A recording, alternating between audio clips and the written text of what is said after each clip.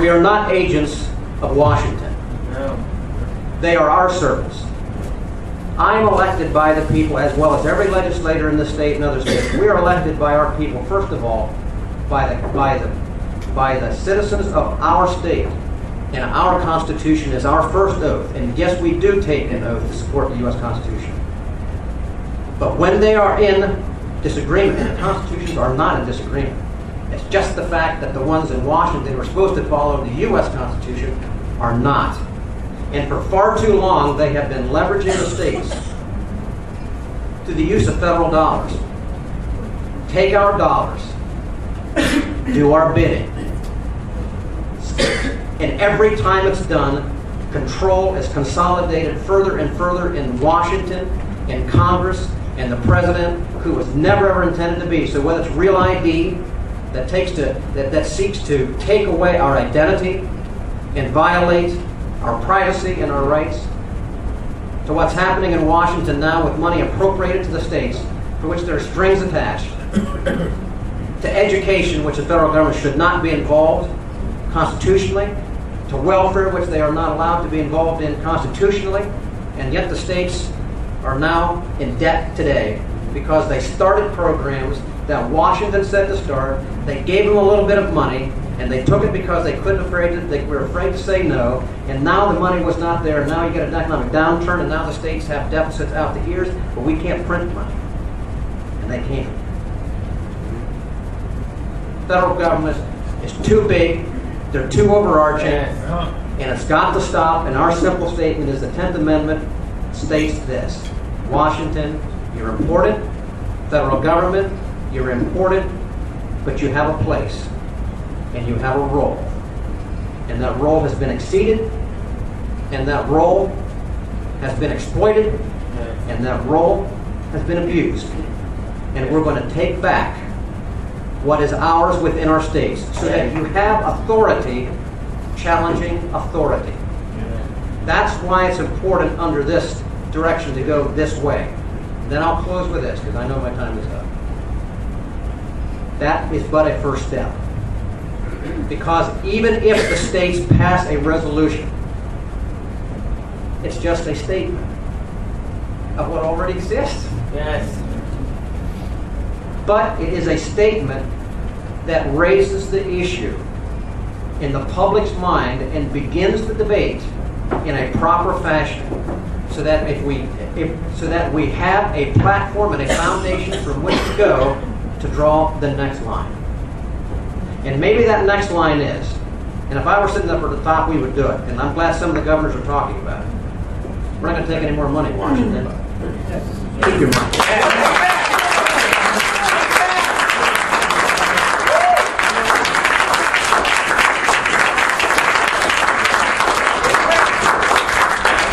We value our freedom more than we value funny money.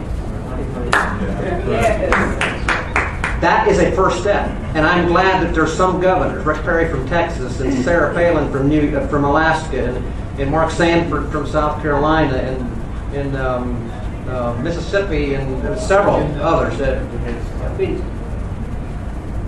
they have said we don't want the money. None of them have yet held in. And the pressure is great on them. The pressure is great on these guys.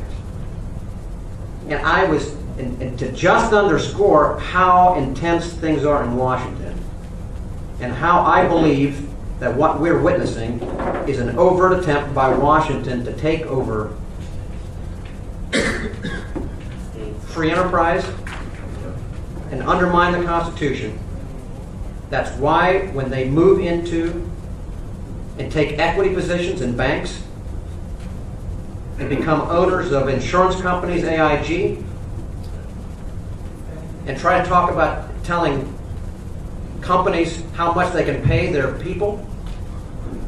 They're going to try and redesign General Motors and Chrysler. Give me a break. Yeah. And also trying to control the states by giving money to the states not in a time of need, but with strings. They anticipating that there may be some governors who would say, we don't want that money, for the very same reason we're talking about. They put in that language that in cases such as that, the legislatures can take it anyway. Don't tell me for a minute that what is happening down there is not by clever design to undermine and to go around those remaining areas of authority that exist. And so it's going to be incumbent upon the states what they do with this. This is a defining time for the states. This is an issue of states' rights. This is an issue of where we are going to be. So this is why that's why the resolution is important. But then it's going to require some other points to draw the line. That's something we're going to have to talk about. I'm not going to talk about it right now. But there's going to have to be some other points that we're going to need to draw the line collectively. Because just statements are, I believe, in my opinion, I think that statements alone are no longer sufficient. But we have to be extremely careful about how it is done. But I believe it must be done. So,